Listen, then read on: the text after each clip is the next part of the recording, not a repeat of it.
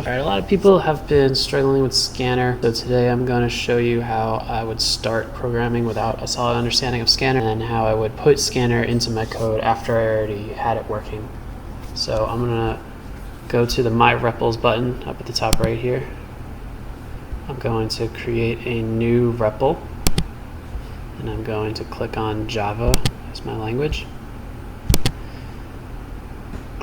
And I'm just going to start typing in here. I'm going to write a program that calculates the area of a rectangle, and I'm going to use ints for this to keep it a little bit simpler. You probably remember that the area of a rectangle is simply length times width, or width times height, or whatever. I know I need three variables here. We have area, length, and width. So I'll go ahead and create a length variable, and I'll set that equal to 10 for this example. And I'll create a width variable, and I'll set that equal to 5. And now I know my area is simply my length times my width. And then I can print out my area.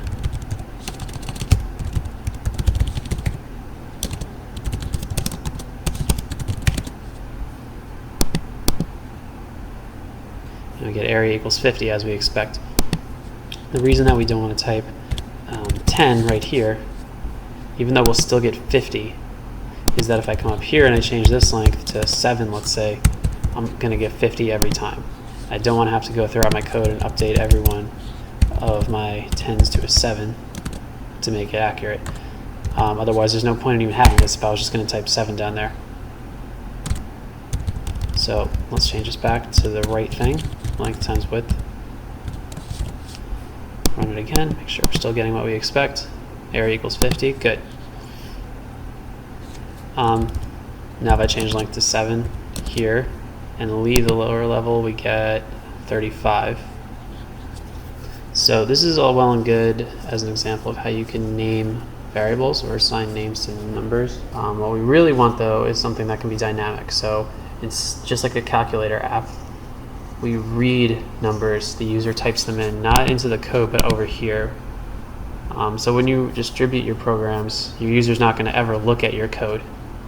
No one ever looks at like inside the APKs or the packages for Snapchat. You are just using it.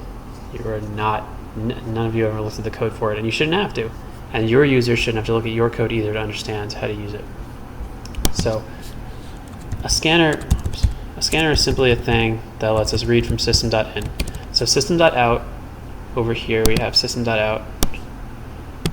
System.out refers to the output stream. So when we print to system.out, it shows up over here. System.in refers to the input stream. So the things that the user types over here, they go into system.in. Scanner is just a thing that makes it easier for us to read from system.in. So the first thing I need to do is have a scanner. So I'm going to say scanner keyboard equals new scanner system.in. So to explain this line a little bit more than I have in the past, system.in, as I said, is the thing that will read whatever we type in over here. System.in isn't really set up to read integers and doubles. It's just set up to read a series of chars. The scanner is something that wraps that and gives us an easier way to use it. So here, if I run this, I get an error, cannot find symbol. It's very important to always read your error messages and look at where these things are pointing. So here it's pointing to scanner. So the symbol it says is scanner, location is class main, because over here we are inside of class main. The problem is that we didn't import scanner, so Java is saying I can't find this. Same thing down here, cannot find symbol. I don't know what this name scanner means. So I come up here and type import java.util.scanner. If I run this, everything should work. Remember that scanner has a capital S up here, capital S here, capital S here. Java.util does not, and we always end our import lines with a semicolon, just like everything else. So what do I want to do now? I want to ask the user for the length. So I'm going to say system.out.println, say enter length, and I'll hit run. We see enter length, and then it still prints area equals 35 because we never actually try to get the length from the user. So I'm going to modify this bit right here to, instead of say length equals 7, I'm going to ask the keyboard to give me the next int that the user types in. So when I run this, it'll say enter length. So enter length is written to system.out, and then I can type a number over here, and that will go into system.in, which the keyboard will then grab, and then it will return it as the next int that I entered, and that will go into length. So we got 15 times 5, we got 75. Because I'll still haven't changed the width yet. So now once I have that working, I just go system.out.print line enter width, and then I do the same thing down here. I ask the keyboard for the next int that the user enters. Something to point out here is it prints enter length and then it waits. It doesn't print enter width right away because this line here is still waiting for me to type something, for the user to type something into the console.